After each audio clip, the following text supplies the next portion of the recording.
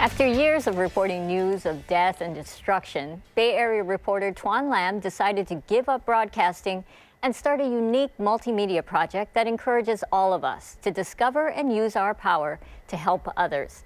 Joining us today is Tuan Lam, founder and chief inspirator of Go Inspire Go. Welcome, Tuan. Thanks, Lisa. Good to be here. I'm excited. And a lot of people are going to say, hey, he looks familiar, because you were a reporter Yes. on competing station, television, yeah. whose name we will not mention. And but how did you get inspired, as it were, to start Go Inspire Go? Yeah, so I was a TV reporter at a local station, and also I hosted a show on PBS that was a statewide show on PBS. And, you know, after reporting the news for about 8 years, I noticed a pattern. Many people came up and told me, hey, you know, there's a story of this person and that person and this person doing good, but we never saw it on TV.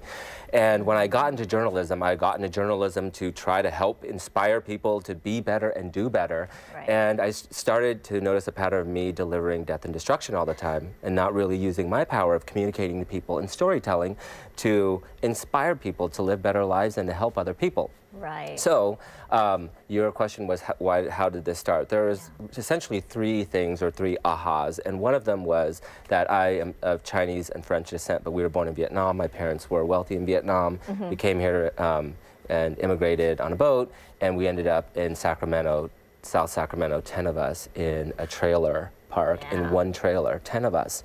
And my parents did it so that we could have a chance at a better education and freedom.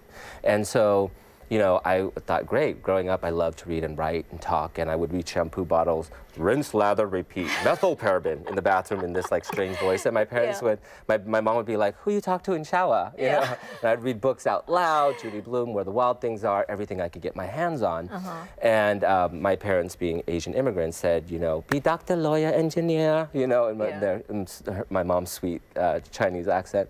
And, you know, I knew in my heart that I loved talking to people and connecting with people. So I thought maybe TV reporter in a big market one day, even though I never really saw people that looked like me on TV. Right. I thought it'd be great to do something with PBS because I watched Reading Rainbow. And Sesame Street. Yeah, Sesame Street and whatnot. And I thought it'd be great to maybe even teach at a college level. And I ended up doing all this in my early 30s. Wow. And, you know, after 8 years of TV reporting, I still felt so empty. I'm like, wow, I'm here in this big market making good money, and why do I still feel so empty? And I felt like, you know, this was, you know, I still was looking for my calling.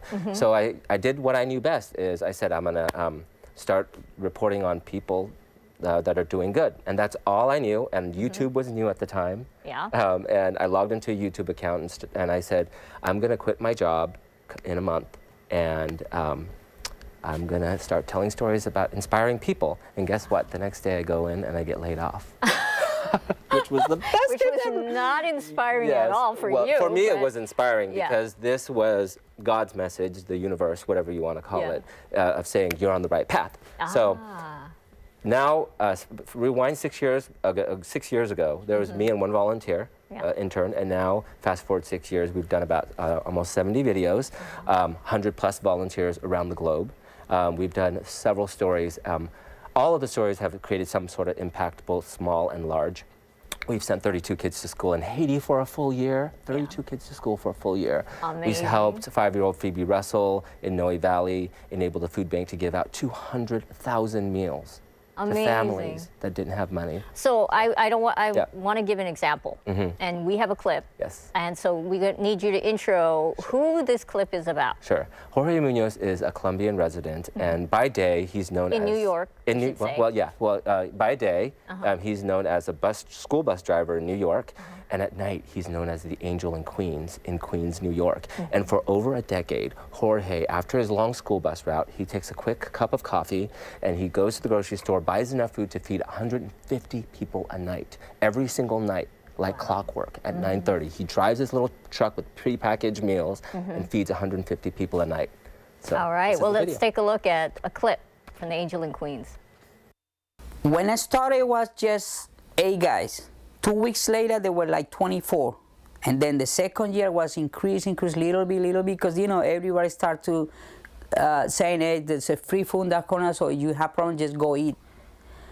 But the last 6 months, 8 months, it's jumped from 60 to 90.